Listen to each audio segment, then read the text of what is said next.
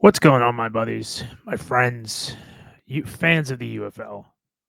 Welcome to Analyze and Educate for our Week 3 quarterback rankings. Week 2. What do we make of Week 2? Are we high? Are we low? Are we caught up in fans and attendance? Or are we just grateful we can see great quarterback play? This week, saw another 13 quarterbacks take to the field. About 10 of them playing significant snaps. And we're starting to see a little bit of the have and have nots with quarterbacks this week. My opinion, if you're a fan of the Battlehawks, fan of the Renegades, even fans of the Michigan Panthers, despite their QB2 system, I think you're feeling pretty good. Fans of the Roughnecks, Numine Padre, Fili Spiriti Santi, my prayers go out to you. Fan of the San Antonio Brahmas, not really sure what you're thinking. Fan of the Showboats, are you just kind of weathering the storm? But overall, quarterback play, league play, in my opinion, pretty decent. Nothing too crazy. We know what we got. But there's one team in particular that I kind of wonder what's going on, if there's a trend that we're seeing. But we'll get to that shortly. But guys, if you're new here, please like, share, and subscribe. Appreciate you guys checking in. Good feedback on the video last week. Good feedback overall on quarterback rankings. And guys, once again, I want to say thank you for tuning in. So blessed to be able to do this. To kick off our quarterback rankings going into week 3, this fearsome threesome of Mike DeLeo, Max Duggan, and Alex Magoo. Now, for Stallions fans, if you missed out, Alex Magoo played a whopping 1 snap, took 1 carry, and got 1 yard. My opinion, I could trot him out there next week if he's healthy. You bring this guy back for a reason, but it does bring up an interesting trend of Birmingham QBs and the constant revolving door. And that's honestly been my favorite thing about Birmingham is new QB, who this, we go out and win championships. No matter what, who, the players are usually different. I think there was less than 10 guys going back to 2022. So to me, that's always an enticing topic. Max Duggan getting to throw his first pass attempt of his professional career in a regular season game, going 0 for 1, took a bad snap, not much help on the edge from his right tackle.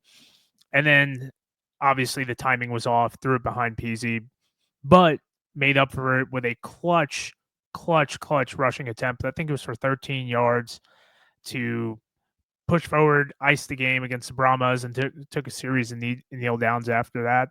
Shout out to Kevon Latuis, by the way, getting some reps. I think he had 4 carries for 9 yards. Talked to him after the game. Be posting that pretty soon, so make sure you're in tune for that. And then Mike DeLeo. I love what they're trying to do, man. Get this guy involved. Seems like a real cool guy on the sideline, all that goofy stuff. However, I just don't know. There's enough film on it, plus there's scrimmages and everything like that you might want to run that on a 3rd and 2 in the middle of the field.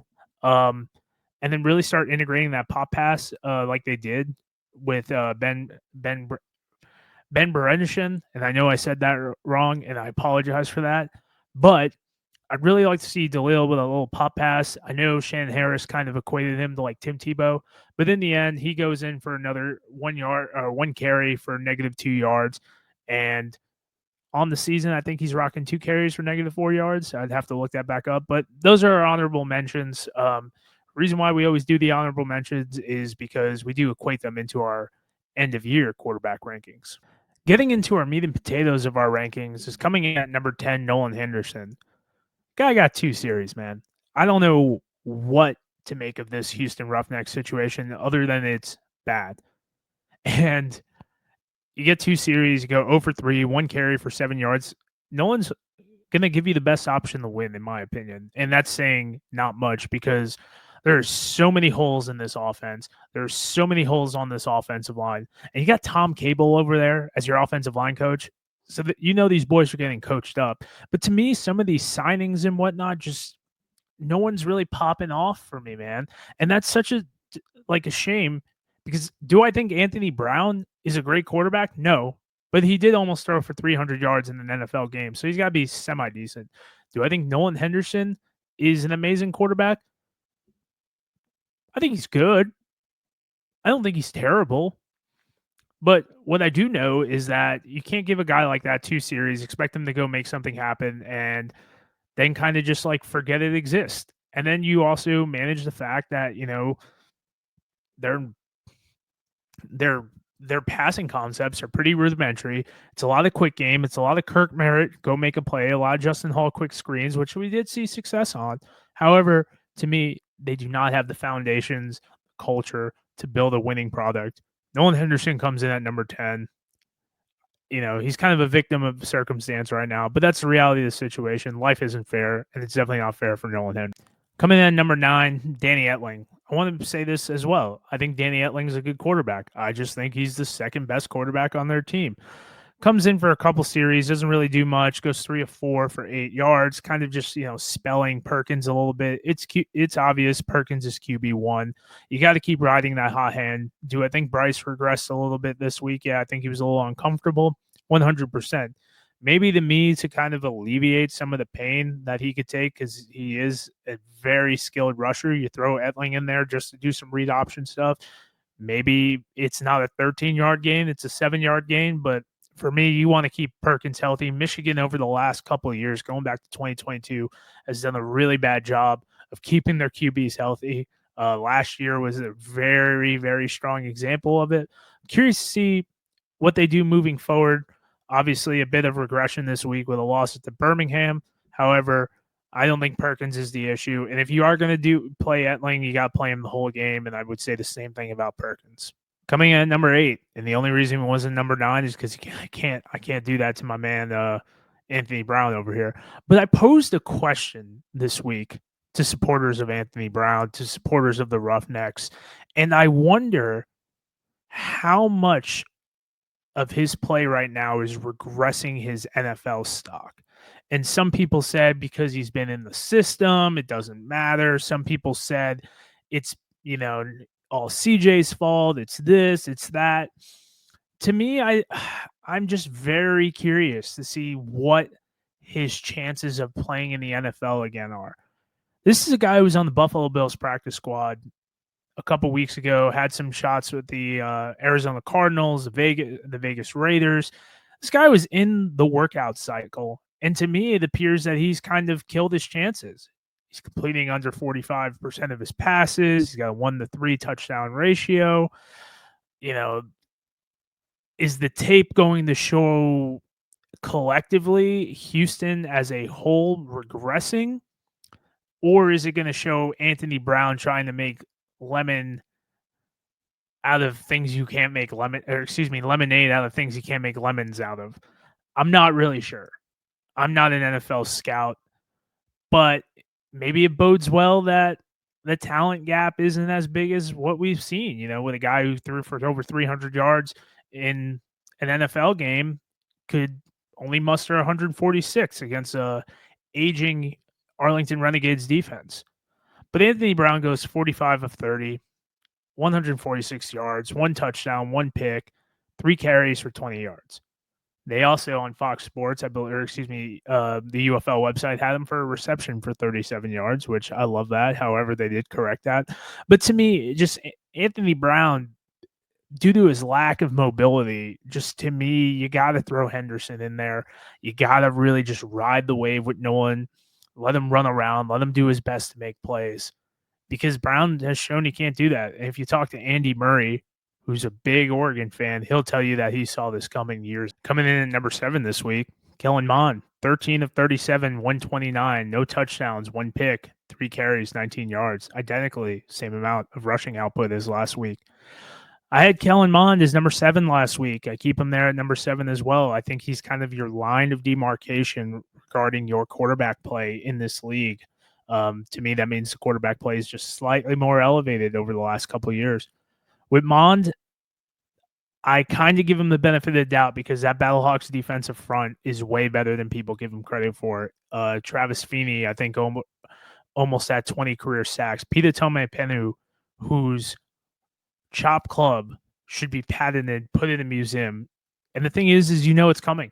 That's what he's going to do. He doesn't mess around. He's got great first step. He's got great use of his hands, and he's definitely a 4A fringe NFL guy.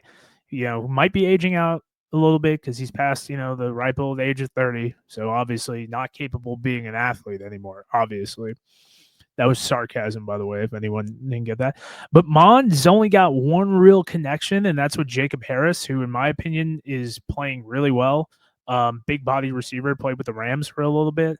And it just seems like AJ Smith's offense might be getting a little bit stale. However, I do like the fact that they kept him in the whole game. I give him another game to kind of really do their best to right the ship. Jared Guarantano is back. For whatever reason, they signed Mike Honesi for 45 minutes, only to elevate him to QB2. Guarantano, that is, and Kellen Mond is obviously QB1, but Guarantano's 2. Kevin Hogan went to 3. You got the Michigan Panthers next week. I don't know if that's fair to put Guarantano in there. Granted, he's played against them, but that Michigan Panthers front with Mike Tafua, Kenny Wilkins, Breland Speaks, Walter Palmer, Levi Bell, Garrett Marino, all on that defensive line. You might just kind of want to let Mond kind of take this beating if you really are looking to transition to Guarantano for the back half of the season. They're 0-2. 2 conference losses off the bat. Going to 0-3, not the end of the world because of conference play, but it's not a position you want to be in. And I wonder if it's Mond's the problem or the offense is the problem. And how big of a loss was Alex Millette up front retiring before the season? Is it too early to say I think EJ Perry could be really good? He's shown a lot of grit. He's shown a lot of promise. We saw it in the playoff game in 2023. We saw it last year as well when he was healthy. He went 18 of 25 for 205, a pick, 4 touchdowns, 4 carries, 26 yards, 1 touchdown. 1 week back in Ken Whisenhunt's offense. Mind you, it was a little different to see TJ Veneri on the sideline this week versus when he was calling plays, he was up in the box. I don't really know. That's something I haven't tracked, so I'm not really sure if that's something he's always done. But with that being said, battled through injury. They kept him in the game. Didn't go to Troy Williams. Really curious to see what that means.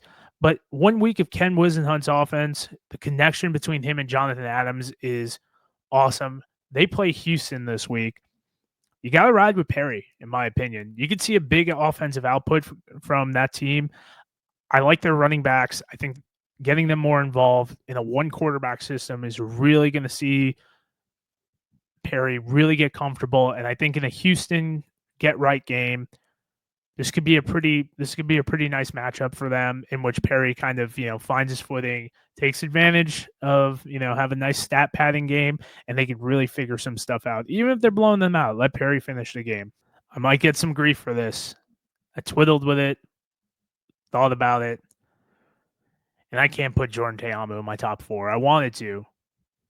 Goes over, throws his 50th career touchdown pass, has willed this team to a win, willed them. Memphis is a lot better than people think.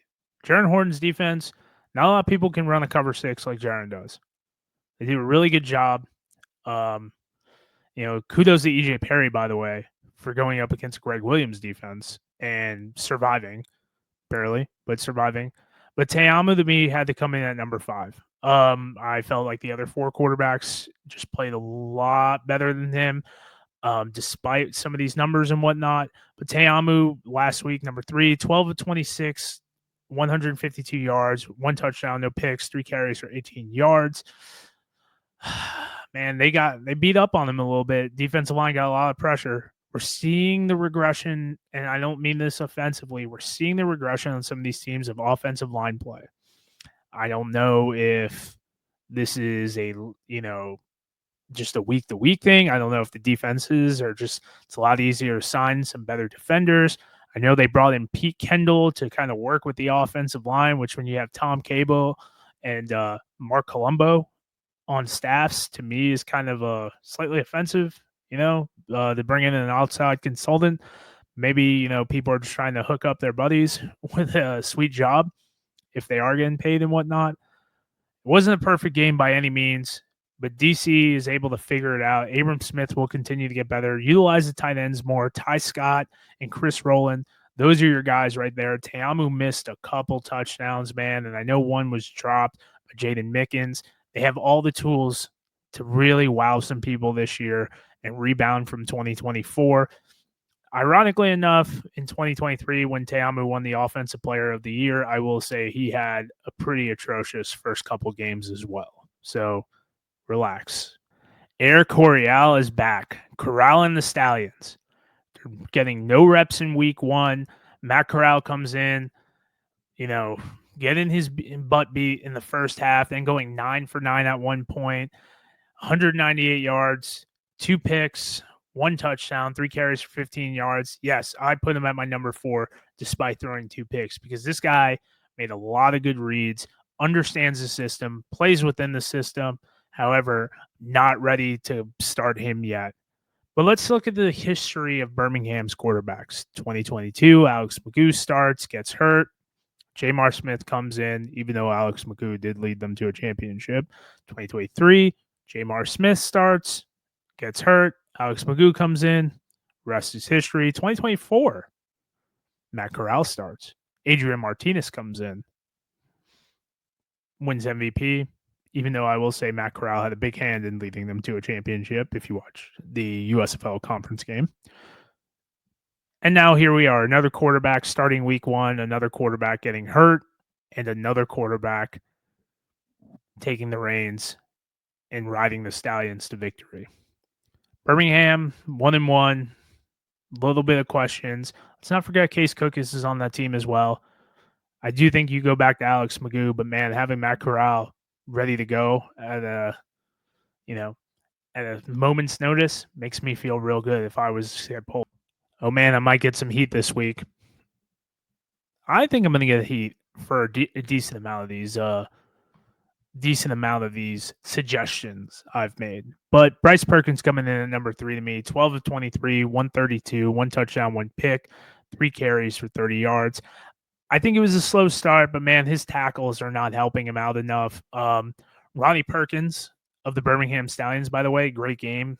Constantly in Perkins's face, Perkins connection. I know really, really, really did a good job of kind of messing with Chim Okafor, whether it be speed to power to speed, whatever you want to call it. Perkins remains their best option. There's no doubt about it. He still put a really good game, despite, I would say, about 3 or 4 mistakes, a couple of drops. I think Devin Ross had like 2 drops as well. I don't worry about Perkins. I think he remains in our 3-1 consistently through this week. However, that offensive line, like most of these teams, having a lot of issues, and that honestly, that could affect how he does. And I worry about him getting hurt. Because he's got to move so much. But this week, Bryce Perkins, number 3, still top tier quarterback in this league. You feel good about him if he's on your team, despite the loss. I'm not ready to do it yet.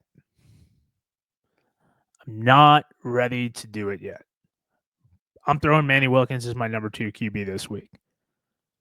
I really liked what I saw. Was a little bit more aggressive down the field. That pass to Gary Jennings, though not perfect, got to where it needed to go. There's 2 times he converted on a first down, pushing the ball downfield. One of them was Jake Sutherland, called back to a penalty, hit Jake Sutherland again. Did a really good job getting Denzel Mims into the mix. And guys, he did this all without Hakeem Butler. Still using his legs. That offensive line is probably the best unit in the league. And do I think there's some kinks to it? Do I think there are some guys who might be underachieving? Yeah, 100%. When you have this 3-headed rushing attack, you have a plethora of receivers. Jake Sutherland and Chase Allen are very capable tight ends that can nail you out of a bad spot.